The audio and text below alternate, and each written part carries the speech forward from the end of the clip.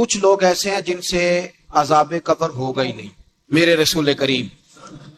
صلی اللہ تعالی علیہ وسلم نے ارشاد فرمایا کہ جو اللہ کے رستے میں شہید ہو گیا، یہ سنن نسائی میں موجود ہے، اسے عذاب قبر نہیں ہوگا، بلکہ ایک حدیث میں تو فرمایا حساب کتاب ہی نہیں ہوگا، اللہ بغیر سوال جواب کے جنت عطا فرما دے. جنت خدا کا فضل ہے، اور اللہ فرماتے ہیں میرا فضل میں جسے چاہتا ہوں عطا کرتا ہوں. یہ سنن ترمذی کی حدیث، اور اس کے راوی حضرت عبداللہ ابن عمر رضی اللہ تعالیٰ عنہ، نبی پاک علیہ السلام نے فرمایا جو مسلمان جمعے کے دن یا جمعے کی رات کو فوت ہو،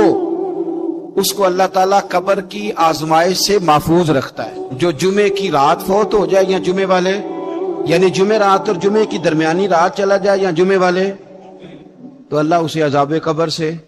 تو میرے عزیز جو بندہ شہید ہو اس سے عذاب قبر نہیں ہوتا. جو آدمی جمعے کے دن یا جمعے کی رات چلا جائے اسے بھی عذاب قبر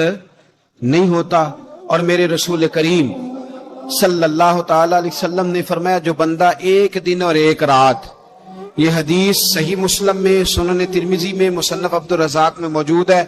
ایک دن اور ایک رات اللہ کی رضا کے لیے اسلامی سرحد پہ پہرا دے، 24-25 سال کی سروس نہیں، فرمایا ایک دن اور ایک رات اللہ کی رضا کے لیے جو اسلامی سرحد پر پہرا دے، مسلمانوں کو کافروں سے بچائے، رب اسے عذاب قبر نہیں دے گا، اسے اللہ تعالیٰ اپنے فضل سے معاف فرما دے. ایک رات اور ایک، اسی طرح سن لو، یہ ذرا غور سے سننا، ابن ماجہ کی حدیث، اور اس کے علاوہ مسند ابو یعلا میں موجود حدیث کے راوی حضرت ابو ہریرہ رضی اللہ تعالی عنہ، حضور صلی اللہ تعالی علیہ وسلم نے فرمایا جو شخص بیماری سے فوت ہوا، قربان جاؤں میرے محبوب نے بیماری کا نام ہی نہیں لیا، فرمایا کوئی بھی بیماری ہو،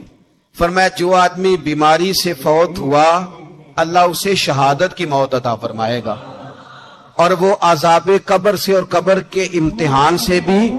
محفوظ رہے گا. اور حضور فرماتے ہیں اس کو صبح اور شام جنت کے باغوں میں سے رزق دیا جائے گا، جو کسی بھی بیماری سے مرا نہیں ہوتا. اسی طرح جو بندہ سورہ ملک پڑھتا ہے، سنن ترمذی میں حضرت ابن عباس سے روایت ہے کہ حضور صلی اللہ علیہ وسلم کے ایک صحابی نے ایک جگہ خیمہ لگایا تو وہاں سورہ ملک پڑھنے کی آواز آتی، کوئی بندہ پڑھنے والا نظر نہیں آتا تھا.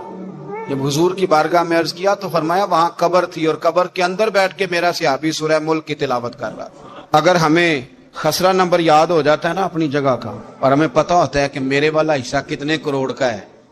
اگر ساری کہانیاں ہمیں یاد ہوتی ہیں تو سورہ ملک بھی ہمیں یاد ہو سکتی ہے.